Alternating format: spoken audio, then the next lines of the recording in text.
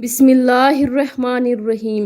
रसूलुल्लाह सल्लल्लाहु अलैहि वआलैहि वसल्लम ने इरशाद फरमाया, नज़र का लगना हक है। अगर कोई चीज़ तकदीर पर सबकत ले जाने वाली होती तो वो नज़र होती।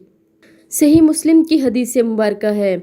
एक दूसरी हदीस मुबारक में है कि रसूलुल्लाह सल्लल्लाहु अलैहि वआलैहि वसल्लम ने फरमाया, मेरी उम्मत में अल्लाह की किताब यानी लोहे महफूज इस फैसले और तकदीर के बाद सबसे ज़्यादा तादाद नज़र बद के असरात से मरने वालों की होगी।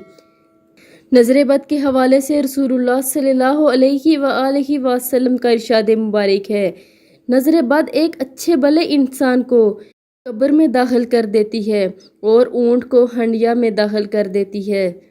नज़र बद के बारे में रसूलुल्लाह सल्लल्लाहु अलैहि वआलैहि वसल्लम ने फरमाया कि अगर इस पर कोई सबकत ले जाने वाली होती तो वह नज़र बद होती।